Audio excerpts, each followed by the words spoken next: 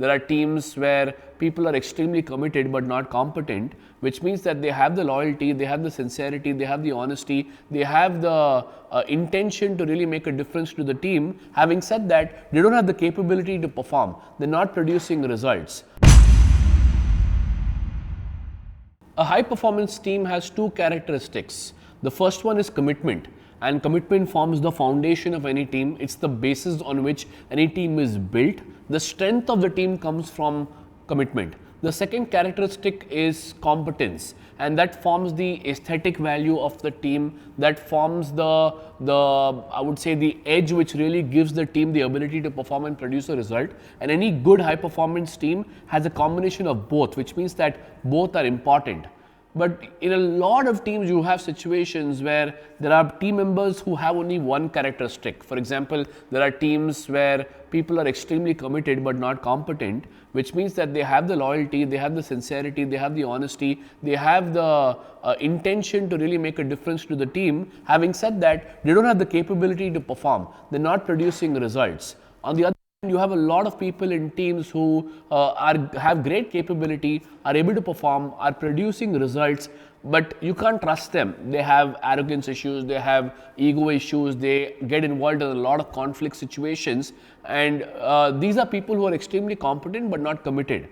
And like I said before, both are important for you to build a strong team. So I want to talk about right now, how do you deal with competent team members, which means that they have the capability, they can produce a result, but the commitment is missing, because of which they probably are not in for the long haul, or you can't trust them in terms of empowering them with responsibilities, nor can they shape up to be second line leaders for you, for them to lead your teams and help you to scale your business. So once you identify a team member like that, it's very important for you to have a feedback conversation with that team member to acknowledge where they're at right now. A big mistake which a lot of business owners do is to avoid addressing the issue, especially because you believe that these team members are egotistic, or you believe these team members have a lot of arrogance, and you addressing it would probably lead to a conflict situation, but not addressing it would lead to disastrous results, because you are letting an opportunity exist for team members to spoil your existing culture and make things worse. So give feedback, very, very critical, and give feedback on what's working well, which means it's important to acknowledge the team member that they are contributing, that they are performing, that they have the capability, but what's stopping them from really moving to the next level in terms of responsibility and performance is their commitment. And then the conversation in your feedback session needs to be about what's stopping them from committing, or what needs to be created for them in the ecosystem for them to give their commitment. Because commitment honestly depends on the situation. It's not like you can always brand a person as someone who doesn't commit, because the same person could be committed in various different situations, or based on their past experience committed to their previous organizations. There's obviously something missing in the current experience they're going through, because of which their commitment is not as par. So you got to inquire as to why. What's that common link?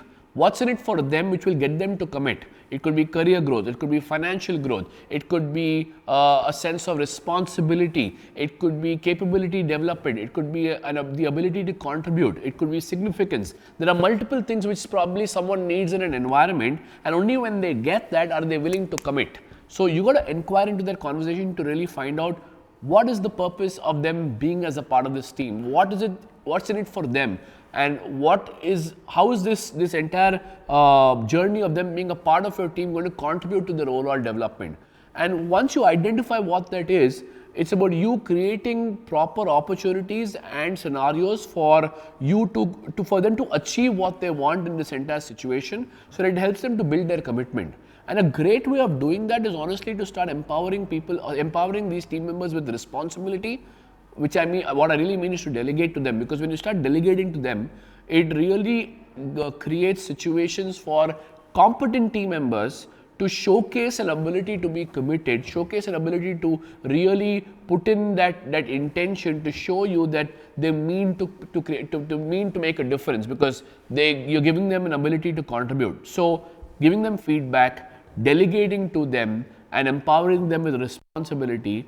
And apart from that, also put them in a mentoring role. I think this makes a huge difference, because when you put people in the mentoring role, they become responsible for developing capabilities in another person, which means that it automatically builds their commitment, because another person's performance happens only because of the mentoring support which a team member gives. So I believe these are three great strategies you can use, which is to give feedback and to acknowledge what is happening right now and to give direction on what is missing. And in the feedback conversation, to obviously inquire into what's the purpose which can create the commitment.